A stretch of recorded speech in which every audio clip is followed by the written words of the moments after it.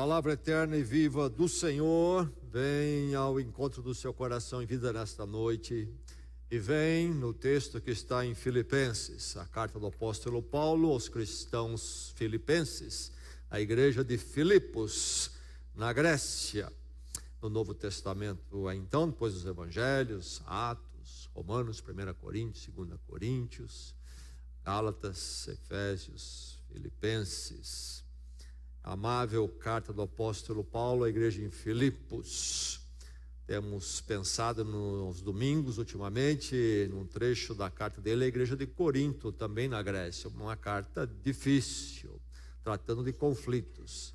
A carta de Filipos, aos Filipenses, é diferente, é uma carta amável a uma igreja que estava dando alegria ao apóstolo Paulo. Vamos lembrar que ele escreve da prisão em Roma. Ele esteve na cidade de Filipos, na sua segunda viagem missionária, e quando ele escreve esta carta, por volta de uns 10 anos após, ele está, há mais de 10 anos, ele está preso em Roma, e de lá ele escreve com cuidado, apreensão e muito apreço por aqueles irmãos. Nós vamos ler do verso 3 ao verso 11, esta porção abençoada da palavra de Deus. Ouça a palavra, receba a palavra, deixe a palavra entrar no seu coração, na sua vida nesta noite.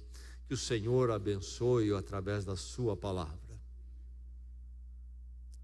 Depois da introdução no versos 1 e 2, a sua saudação, o apóstolo Paulo diz no verso 3: agradeço a Deus toda vez que me lembro de vocês. Em todas as minhas orações em favor de vocês, sempre oro com alegria, por causa da cooperação que vocês têm dado ao Evangelho, desde o primeiro dia até agora. Estou convencido de que aquele que começou boa obra em vocês vai completá-la até o dia de Cristo Jesus. É justo que eu assim me sinta a respeito de todos vocês, uma vez que os tenho em meu coração, pois quer nas correntes que me prendem, quer defendendo e confirmando o Evangelho, todos vocês participam comigo da graça de Deus. Deus é minha testemunha de como tenho saudade de todos vocês, com a profunda afeição de Cristo Jesus. Esta é a minha oração, que o amor de vocês aumente cada vez mais em conhecimento e em toda percepção, para discernirem o que é melhor, a fim de serem puros e irrepreensíveis até o dia de Cristo, cheios do fruto da justiça, fruto que vem por meio de Jesus Cristo, para a glória e louvor de Deus. O apóstolo Paulo, no verso 5, fala da alegria dele por causa da cooperação que vocês têm dado ao Evangelho desde o primeiro dia até agora. Verso 9 ao verso 11, ele tem esta oração maravilhosa. Por eles, e que seja por você nesta noite também. Que o amor de vocês aumente cada vez mais em conhecimento e em toda a percepção, para discernirem o que é melhor, a fim de serem puros e irrepreensíveis até o dia de Cristo, cheios do fruto da justiça, fruto que vem por meio de Jesus Cristo, para a glória e louvor de Deus. E ainda o verso 6. Estou convencido de que aquele que começou boa obra em vocês, vai completá-la até o dia de Cristo Jesus.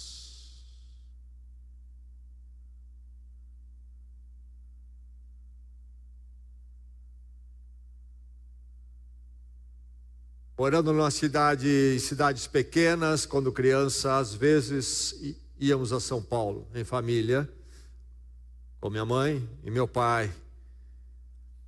Sempre impressionava chegar numa cidade grande, agitada, e muitas vezes complicações que não estávamos acostumados, trânsito travado. E em geral a razão estava lá, alguma obra estava sendo feita.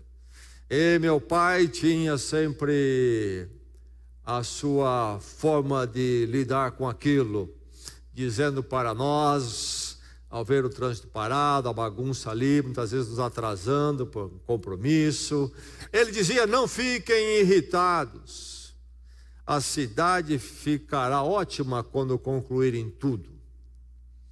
Eles vão terminar, dizia ele, e quando terminarem tudo, vai ficar ótimo. Não terminaram ainda. Mas meu pai diria: calma, vamos terminar ainda um dia. Essa cidade vai ficar pronta. E aí? A vida. A nossa vida, entre as muitas figuras que podemos usar para elas, ou para a sua vida, a minha vida, está a figura de obra, como uma edificação, uma construção, não é verdade? E como é que é essa obra das nossas vidas? Tem fim? Não tem fim? Qual é o plano final? O projeto? Não tem projeto final? Até quando vai ficar sendo trabalhada? Chegará algum dia alguma conclusão, uma conclusão ideal ou não? O professor Mário Sérgio Cortella, que foi ali, creio que diretor do Departamento de Teologia e Ciências da Religião, da PUC, em São Paulo, escreveu já alguns livros. Ele escreveu um que tem por título uma questão: qual é a tua obra? Qual é a tua obra? A pergunta é relevante. E eles, sendo um homem que lida com dados da religião e conhece a palavra de Deus, tenho certeza que essa expressão ele tira de um fundo bíblico. Qual é a tua obra? Você está vivendo, fazendo, construindo, indo daqui para lá, esperando isso chegar, aquilo vir, correndo atrás? Qual é a tua obra? Afinal das contas. E ele escreve esse livro. E sobre o que é esse livro? Alguém comentou assim: o que é que o professor Cortella procura passar aqui? A ideia do trabalho como castigo precisa ser substituída pelo conceito de realizar uma obra, enxergar um significado maior na vida. E isto se aproxima o tema do livro da espiritualidade do mundo do trabalho, ou mundo do trabalho, a espiritualidade. Então, neste livro, o professor Cortella desmistifica conceitos e preconceitos e define o líder espiritualizado como aquele que reconhece a própria obra e é capaz de edificá-la buscando incessantemente o significado das coisas. Há muito a ser dito aqui do ponto de vista cristão bíblico e em termos de questionar o pensamento proposto. Não vamos tratar da obra do professor Cortella aqui, mas a pergunta é relevante: qual é a tua obra? Melhor ainda, do ponto de vista bíblico, qual é a obra que está sendo realizada na sua vida? Do ponto de vista aqui, colocado no comentário do livro, precisamos lembrar que o professor Cortella, ainda que tenha lidado com a religião em uma universidade de identidade cristã, ele é muito hábil nas palavras, na articulação, e ninguém fica sabendo se ele realmente crê em Deus. E nas colocações aqui, fala-se de espiritualidade, mas não é a espiritualidade que a palavra de Deus nos ensina, porque a espiritualidade na palavra de Deus é conhecer a Deus, viver com Ele através de Jesus Cristo. Não é isto que está aqui. O mundo, abandonando isso, tenta encontrar uma outra resposta, e a espiritualidade não tem como ser jogado fora. E aí que entra a questão: qual é a tua obra? Há de haver, aqui é uma questão de significado, há de haver um significado espiritual, isto é, que extrapola o cotidiano, o enfadonho do correr atrás do vento, debaixo do sol, como diz o livro de Eclesiastes.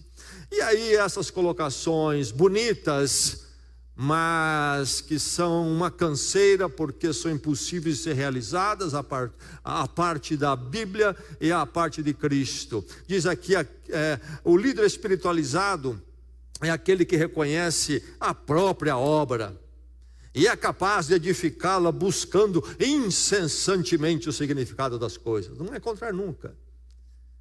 Como se ainda que o trabalho e o agir da vida seja algo que vem e vai, nós podemos ainda assim nessa realidade encontrar algo que seja transcendente, que então esteja acima dessa mesmice e disso que é fugaz, e ali encontrarmos um significado espiritual que transcende. A verdade é que tudo é passageiro, e sem Deus e sem a esperança do encontro com Deus em Cristo, o nosso correr, o nosso agir acaba nisso mesmo, em si mesmo. A pergunta do livro é relevante, mas creio que o livro fica devendo, porque a parte das Escrituras Sagradas, da revelação de Deus em Cristo, nosso encontro com Deus eterno em Cristo, tudo acabará de ser um fim em si mesmo, e sabemos que as coisas têm um fim muito rápido, e é uma correria sem fim. Mas aí estamos nós. Estamos nós aqui diante da palavra de Deus. Esta palavra que nós lemos aqui é uma palavra do apóstolo Paulo, então uma palavra da autoridade cristã sobre a fé, sobre a vida, sobre a igreja de Jesus Cristo. E é uma palavra escrita àqueles que já tiveram um encontro com Deus, um encontro eterno através da obra de Cristo, particularmente na morte dele na cruz, do pecado, da reconciliação, então o perdão do pecado, a reconciliação, baseada na graça de Deus, quando ele se dá por nós em Cristo na cruz, e ali então nessa dádiva de Deus, entrarmos em reconciliação com ele para todo sempre, e encontrar um propósito eterno para a vida, isto é, lidando com as coisas passageiras, fugazes e até repetitivas, fazermos tudo isso na dimensão espiritual do que fazemos para Deus e na nossa vida eterna com Ele. Então, o cotidiano e o corriqueiro têm o seu sentido. Mas, enfim, enquanto estamos vivendo a vida neste mundo, nós então somos em Cristo. Se estamos em Cristo, se você já está em Cristo, somos uma obra que Deus está realizando, uma obra maravilhosa, eterna, em meio a obras que nos ocupam, que são passageiras e corriqueiras. E aí estamos nós, nossa vida, uma obra. Aqui o apóstolo Paulo fala exatamente disso no verso 6, ele fala da boa obra. A boa obra, a vida como uma obra que Deus realiza em Cristo, realiza na vida do cristão. Aqui estamos nós nesta noite, alguns certamente com desafios difíceis, cargas pesadas, outros tiveram essas cargas no passado, talvez foram aliviados, mas outras virão à frente, os anos vão passando e nós estamos sempre em lutas, dificuldades, lutamos com o mundo e com o mal, enquanto no meio dos desafios, em casa, fora de casa, na sociedade, dentro de nós, fora de nós, temos tantos embates, e aí nós ficamos pensando como é grande a luta. Esta obra tem que ser de Deus, porque senão eu não vou sobreviver, ela não vai se realizar. Quando eu olho para mim mesmo, E olho para frente, imagino o futuro que eu desconheço e fico pensando o que é que vem por aí. Sou eu apto, capaz para enfrentar o futuro? Deixe-me dizer que só o fato de eu desconhecer já me diz que eu não sou. Haveremos nós, então, de prevalecermos. A obra de Deus em nós vai ser levado a cabo. Você que está aqui nesta noite, talvez com a fé muito enfraquecida, enfrentando um desafio enorme, talvez você olhe para você mesmo e diz: não vou chegar lá. Será? Será?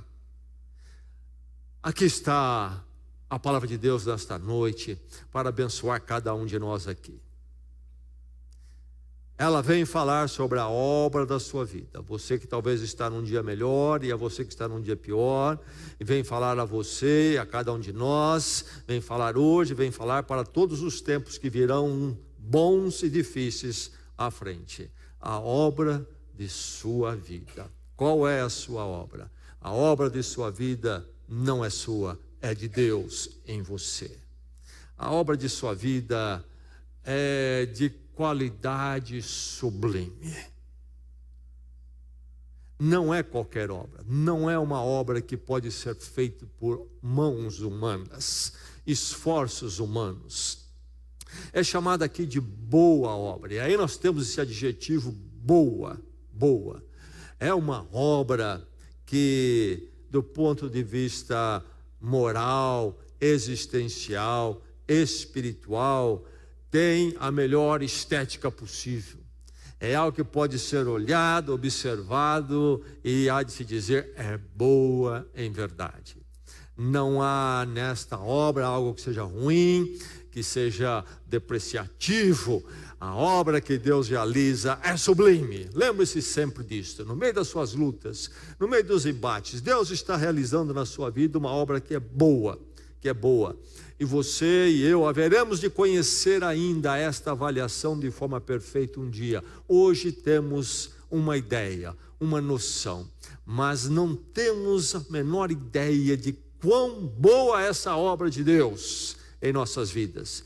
Na eternidade, os nossos olhos vão ficar esbugalhados quando nós podemos olhar e ver o que Deus fez, porque em verdade é boa esta obra. É interessante ler a narrativa no Evangelho de Marcos, capítulo 10, quando aquele jovem virtuoso, religioso e de muitas posses, um rapaz próspero, vai ao encontro de Jesus querendo conhecer o caminho da vida eterna.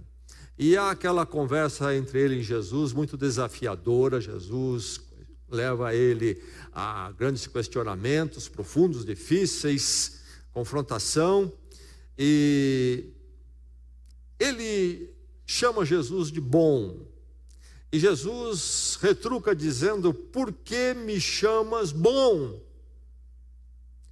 E Jesus completa depois da pergunta. Primeiro Jesus pergunta a ele: por que me chamas bom? Jesus completa: ninguém é bom a não ser um, que é Deus. Bom, na essência da palavra, somente Deus. Por isso, somente Deus pode realizar a obra boa na essência da palavra. E é isto que o apóstolo Paulo está dizendo aqui. Bom e boa, na medida de Deus, que é a essência do que é bom, a estética existencial, moral, espiritual, mais elevada, mais sublime, é o que Deus está fazendo na minha vida e sua em Jesus Cristo.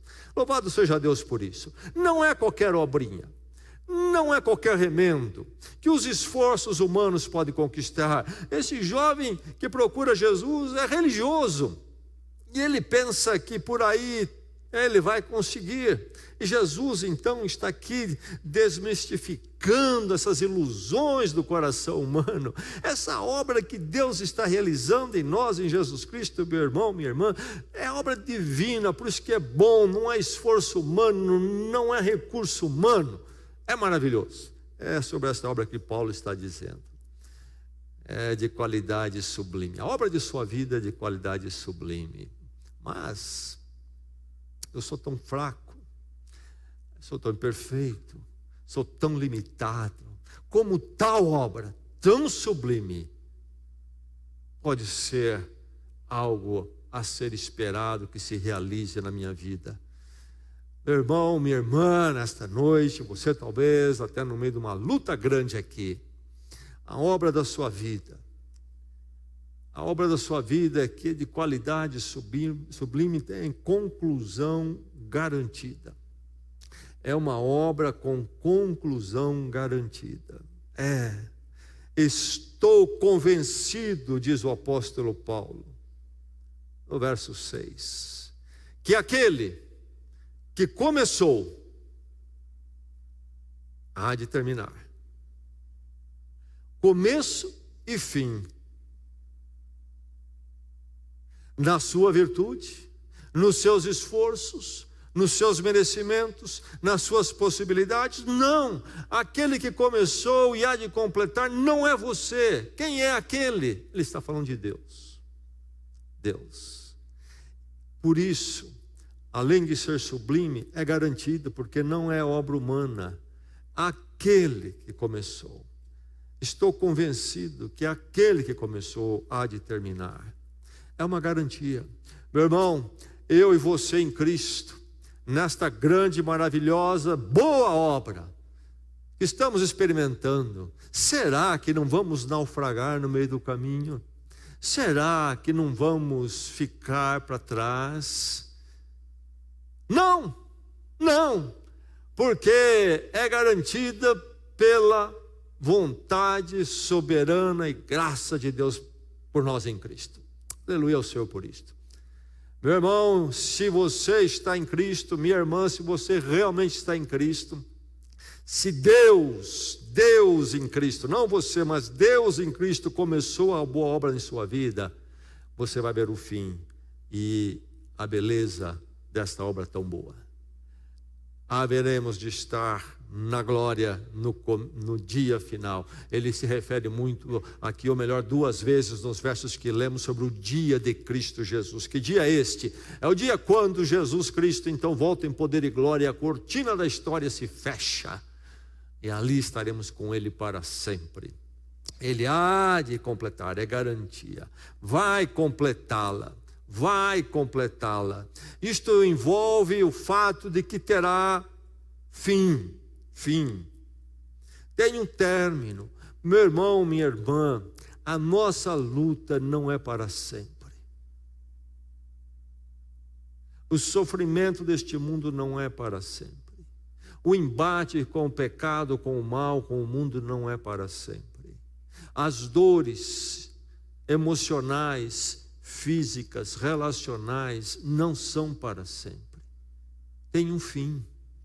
Deus é Senhor da história, a história é linear, e Ele dirige para um propósito, e nós em Cristo estamos alinhados com essa história, essa linha, e tem um fim. O último livro da Bíblia, Apocalipse, fala do novo céu e da nova terra. Não é para sempre. Que maravilha saber que há esse completar que se dará no dia de Cristo Jesus.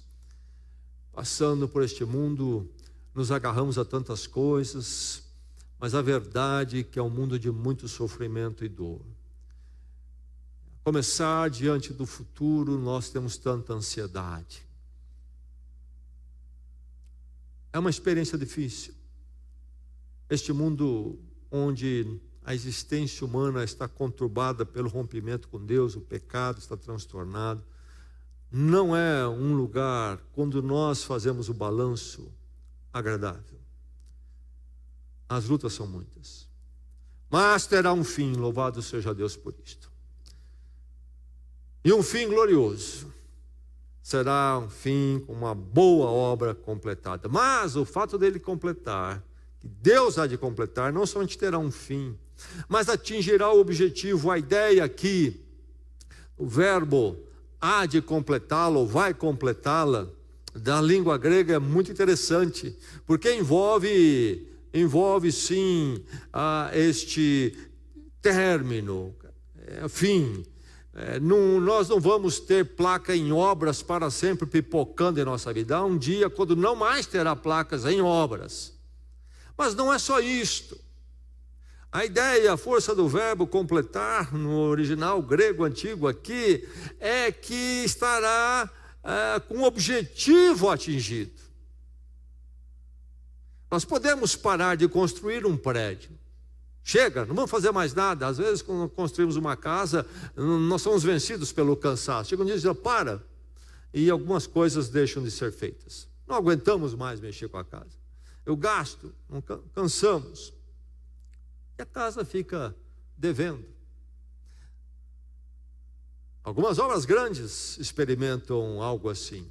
A Catedral de São Paulo, na Praça da Sé, é uma obra inacabada. Decidiram parar num dado momento. Ela teria umas extensões, como a catedral daquele estilo pede fora, não é? Uns alongamentos. Não, se você olhar, ela ficou meio cotó. Falta isto. Concluiu, não há mais obra. Mas não se atingiu o objetivo. Se abandonou o projeto. Irmão, a verdade é que ele vai completá-la, não é só que vai parar num ponto bom. É que o objetivo será atingido, isto é, uma obra plena, concluída. Deus terá feito em nós aquilo que Ele quer fazer em Cristo Jesus. Será maravilhoso. A obra da sua vida é de qualidade sublime, então, com conclusão garantida, diante da sinalização observada. O apóstolo Paulo olha para a vida daqueles irmãos, daquela igreja em Filipos, uma igreja começada por ele, depois pastoreada por outros. Ele foi para fazer o trabalho apostólico em outros lugares, e ele fala desde o primeiro dia até agora nesse texto. Escreve uma carta e diz: eu tenho visto o envolvimento de vocês com a obra de Deus, desde o primeiro dia até agora. Uma história passada, uma história bela na vida daqueles irmãos, pautadas pela ação de Deus, um andar com Deus, servindo ao Senhor, lá na cidade deles, na realidade deles, que é igualzinha a nossa, com suas lutas, suas questões, suas incertezas, os conflitos, tudo o que nós temos, esse tamentinho, mas desde o primeiro dia eles andaram com Deus na graça em Cristo, e até agora, passado aqueles anos todos, até agora, diz o apóstolo Paulo, vocês continuam assim. O testemunho da vida de vocês, o fruto da vida de vocês, demonstram que Deus está fazendo a obra dele em vocês, que realmente ele começou em Cristo uma boa obra na vida de vocês. A sinalização é observada. Haveremos de ver frutos na vida daquele em que, em Cristo, Deus começou a boa obra. Acontece na sua vida, a sinalização é observada, você tem uma história que demonstra isto. A sinalização é algo que tem o seu lado concreto. Há um lado muito subjetivo, que não podemos julgar o coração do íntimo, mas a Bíblia não deixa de apontar que esta questão interna, de alguma forma, também se manifesta no externo. É preciso se conhecer isto, a obra de sua vida, diante desta sinalização observada. Mas não parou aí. Não para aí. O apóstolo Paulo fala desde o primeiro dia até agora, mas ele fala de um futuro dia de Cristo Jesus. Há muito mais por vir. Esta obra da sua vida, a obra de Deus em Cristo na sua vida, passa por avanço processual.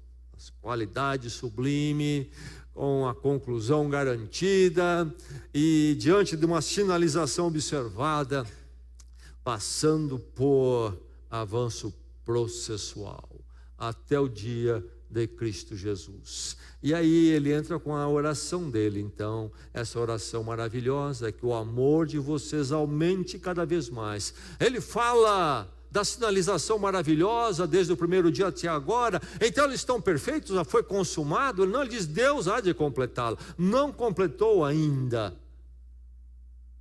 Estamos em obras. Deus está agindo. Que o amor de vocês aumente cada vez mais. Não amor no sentido de mero sentimentalismo, mas em conhecimento, diz ele no verso 9. Em conhecimento e toda percepção, para discernirem o que é melhor. Esta vida do amor que se relaciona com a vida sábia, na sabedoria de Deus. Construa então uma vida mais no amor, instruído pela palavra, o amor mais sábio. O amor de Deus na minha vida e refletindo nos meus relacionamentos e tudo mais, na minha família, vida conjugal. Cristo agindo, Deus agindo através de Cristo, me modificando, me transformando, me dando um dia melhor na minha caminhada no mundo, na minha caminhada profissional, entre os parceiros profissionais, cidadãos, com cidadãos na cidade, vizinhos, familiares, casamento e etc. A fim de serem puros e irrepreensíveis até o dia de Cristo, cheios do fruto da justiça. O fruto, o exterior, há muito do interior, Deus conhece o coração, mas se manifesta o fruto de justiça, fruto que vem por meio de Jesus Cristo. Justiça não no sentido da minha autojustiça, mas aquele que vem, diz ele, por meio de Jesus Cristo. Isto é, fui justificado diante de Deus por Cristo, não pela minha virtude, mas pela cruz, me torno justo. Ele pagou a minha dívida, e agora nessa justificação é que eu vivo nesse relacionamento com Deus, baseado na justiça por mim em Cristo. Por isso ele termina dizendo na oração dele: para a glória e louvor de Deus, porque essa justiça é em Cristo, no mérito de Cristo, não em mim mesmo. Glorifica a Deus e não a mim, é louvor a Deus e não a mim. Então esta boa obra, a obra de sua vida, é algo que Deus está realizando e que envolve este avanço processual. Deus está trabalhando em mim. Me lembro que nos Estados Unidos havia uma frase que os crentes usavam num dado tempo lá, que dizia: tenha paciência, Deus não terminou sua obra em mim ainda. Tenha paciência comigo, Deus não concluiu ainda. Ele há de concluir, mas ainda não. E a vida cristã, então, ela é a vida de 3 tempos, segundo os teólogos. A regeneração, quando então isto é, sou gerado novamente, eu nasço de novo, um novo nascimento, quando eu morro com Cristo na cruz pela fé. Ele morreu a minha morte, morri com ele para a vida comum do pecado, ali morri, recebi o perdão dele, nasço no poder do Cristo ressurreto, nova vida, sou regenerado, regeneração, começa uma nova vida. Primeira fase, primeiro tempo, como um bebê, começa, como um bebê, diz o apóstolo Paulo, e Pedro também usa a linguagem de bebê. Aí eu entro então no processo de, o segundo tempo, santificação, ser mais e mais conformado, separado, segundo a vontade de Deus. O segundo tempo é a segunda fase. Esse é o tempo que nós todos, se estamos em Cristo, se realmente somos a boa obra que Deus começou, estamos vivendo, devemos estar vivendo. É um processo. Santificação não é um momento, mas é um dia a dia com Deus em Cristo neste mundo. Deus nos ensinando, nos aperfeiçoando. Todo crente de verdade está em processo de santificação, lutando aqui e ali com as suas fraquezas, em oração, vence algumas batalhas, às vezes perde alguma, mas sempre contrito, volta à presença de Deus, continua, porque agora para ele não há outra opção a não ser lidar com Deus em Cristo na sua vida, e assim ele vai, Deus vai trabalhando e vai ensinando, enfim, santificação até o dia de Cristo Jesus, é que o apóstolo Paulo está dizendo aqui. Até aquele dia estaremos em obras, a obra da nossa vida estará sendo desenvolvida. E finalmente o terceiro e maravilhoso tempo, que é chamado da glorificação. Quando então, meu irmão, minha irmã, haveremos de cruzar o Jordão eterno e vamos nos encontrar do outro lado com Cristo. E nós vamos naquele dia nos beliscar e dizer: não acredito. E nós vamos olhar a glória de Deus. E será um êxtase tão grande que nós, na eternidade, levaremos alguns milhares de anos para conseguir respirar. Tão extasiado que ficaremos, algo que nós nunca vimos. O ser humano busca isso, o espírito humano busca isso. Por isso o ser humano produz aqui e ali algo para causar sensação, e todo mundo lá vai e diz, mas já fica velho e ninguém mais faz. Aí precisa inventar um outro negócio, uma luz mais forte.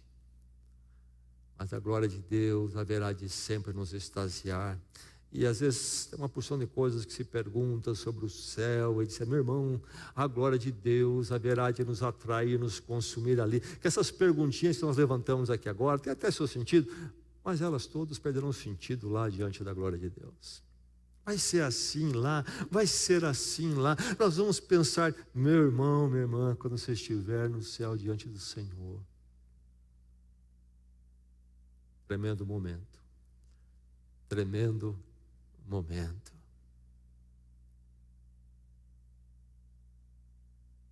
Você vai dizer, não é que Deus em Cristo realmente me trouxe até aqui?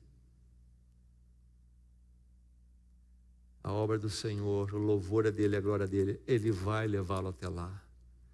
Você acredita nisso, não acredita, meu irmão? Mas você acredita em parte, você não acredita com uma, você vai acreditar naquele dia. Posso lhe garantir isto. Você vai se surpreender,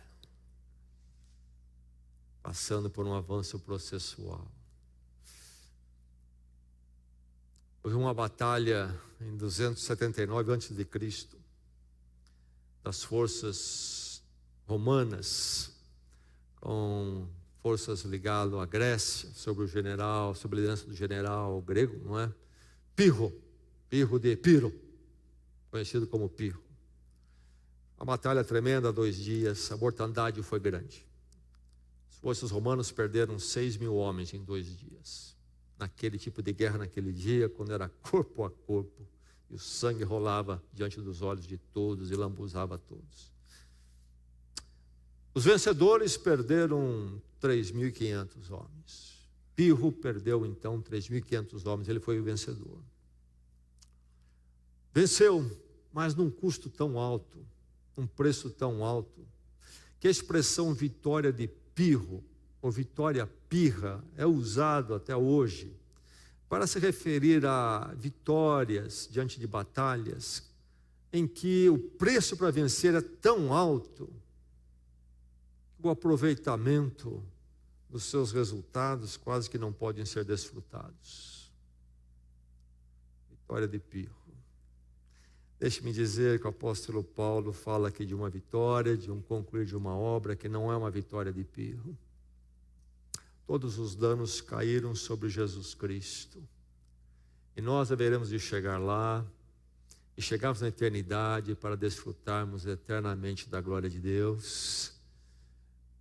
E nós haveremos de dizer, e Deus vai dizer, valeu a pena. Para todo sempre. Aí estamos nós. Qual é a tua obra? Boa pergunta do nosso professor Cortella.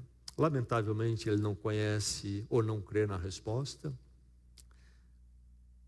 E as elaborações maravilhosas dele do ponto de vista intelectual, no fim naufragam e acaba no secularismo, tentando encontrar respostas espirituais ali. Abençoado é você que nesta noite, diante de tal pergunta tão relevante, pode responder, a obra da minha vida, a obra de Deus em Cristo em mim. E uma obra que há de ser completada no poder de Deus. E o meu correr, meu sofrer, meu agir, meu levantar, meu labutar, vale a pena, porque é na graça de Deus em Cristo e para o louvor e glória dele, para todos sempre. A questão é esta então. Ela é ilustrada pela conversa que é dita que houve entre um general e o presidente Abraham Lincoln. O presidente Abraham Lincoln marcou a história dos Estados Unidos porque ele foi presidente no momento quando a nação enfrentou uma guerra civil. Norte e Sul guerrearam. A nação rachou. E foi terrível. Foi foi terrível. Então, ali quando inicia aquela guerra, que dura alguns anos, é dito que um general dele perguntou a Lincoln: será que Deus está do nosso lado? Aí estamos nós em guerra, sofrimento, mortandade, nessa bagunça, nessa dor. Será que Deus está do nosso lado, lado do norte? Ou Ele está do lado do sul, o outro lado com quem estamos lutando? Será que Deus está do nosso lado? Lincoln respondeu com uma outra pergunta: será que estamos do lado de Deus? A pergunta não é se Deus está do seu lado, a pergunta é: você está do lado de Deus? Porque aí, aquele que começou a boa obra há de completá-la até o dia de Cristo Jesus. Vamos orar, vamos à presença do Senhor.